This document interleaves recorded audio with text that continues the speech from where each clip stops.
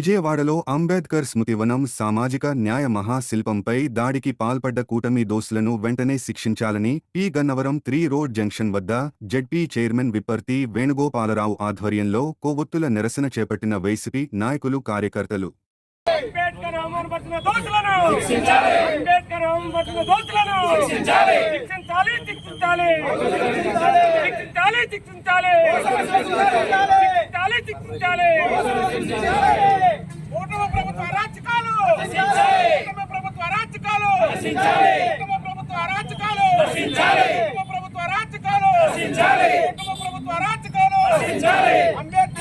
ఈ రాష్ట్రంలో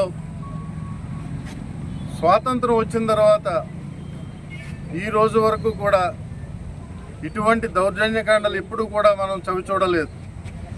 ఈ రోజున ఆంధ్రప్రదేశ్ రాష్ట్రంలో కూటమి ప్రభుత్వం ఏర్పడిన తర్వాత దౌర్జన్యాలు పెచ్చుమీరిపోయినాయి అన్నమాట.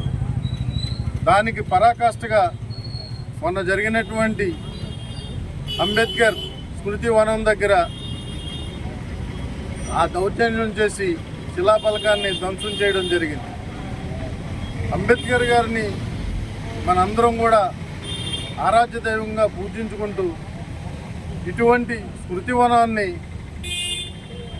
గత సంవత్సరం ఆనాటి గౌరవ ముఖ్యమంత్రి వర్యులైనటువంటి వైఎస్ జగన్మోహన్ రెడ్డి గారు ఎంతో ప్రతిష్టాత్మకంగా కొన్ని వందల కోట్లను అక్కడ ఖర్చు పెట్టి మనకి ఒక స్మృతివనం కింద తయారు చేసి ఆయనకి చిహ్నంగా ఆయన గుర్తుగా డాక్టర్ బాబాసాహెబ్ అంబేద్కర్ గారి యొక్క గుర్తుగా ఆయన అక్కడ ప్రతిష్ఠించడం జరిగింది.